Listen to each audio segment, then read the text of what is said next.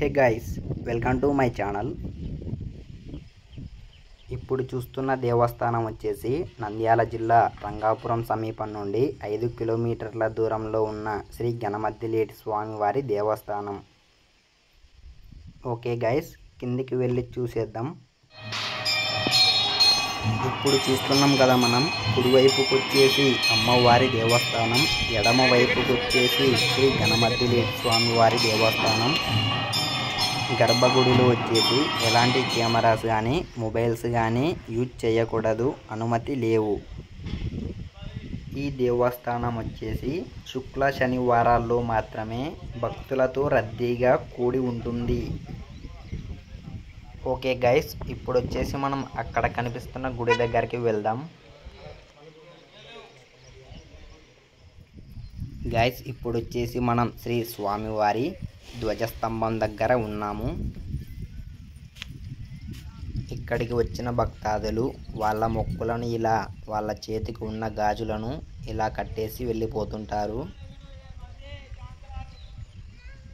ఇక్కడి నుంచి చూస్తుంటే వ్యూ మాత్రం చాలా చాలా బ్యూటిఫుల్గా ఉంటుంది.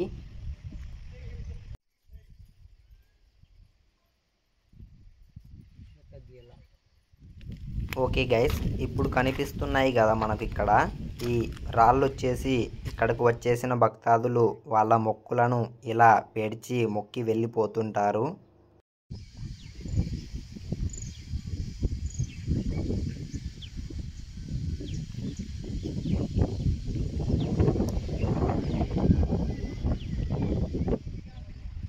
గైస్, ఇప్పుడు చూస్తున్నారు కదా మీరు, కొనేరు దగ్గర వచ్చేసి భక్తాదులు స్నానాలు చేస్తున్నారు.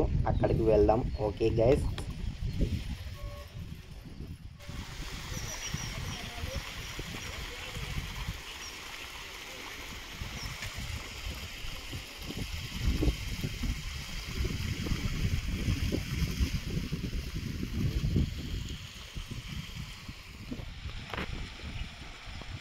గైస్ మనకు అక్కడ కనిపిస్తుంది కదా ఆ జల ప్రవాహం దగ్గరికి ఇప్పుడు వెళ్దాం.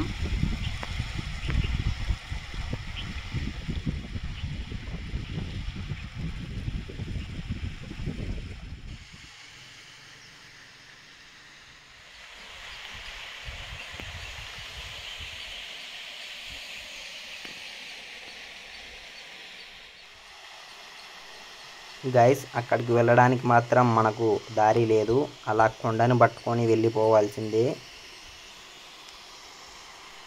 మనం వెళ్తామేమో కానీ చిన్నపిల్లలు మరియు ముసలి వాళ్ళు మాత్రం అస్సలు వెళ్ళలేరు.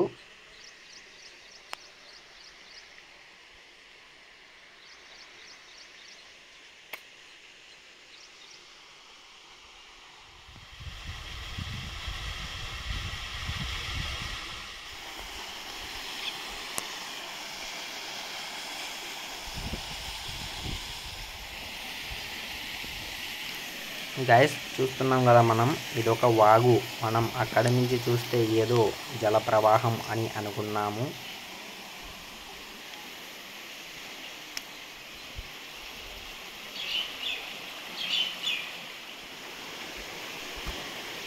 గైస్, చూస్తున్నారు కదా మీరు, ఇది ఒక జల ప్రవాహం అని అనుకున్నాము, కానీ ఇది ఒక చిన్న వాగులాగా ఏర్పడి అలా కొండ చర్యల మధ్య నుండి శ్రీ స్వామివారి కొనేరు నందు చేరుకుంటున్నాయి.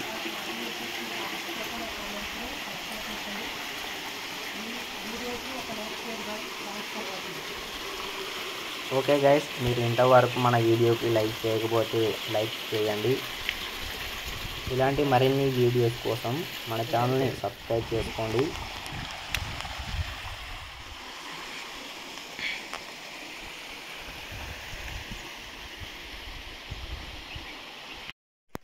గైస్, ఇక్కడ వచ్చేసి మనకు వాటర్ వచ్చేసి చాలా స్వచ్ఛంగా ఉన్నాయి.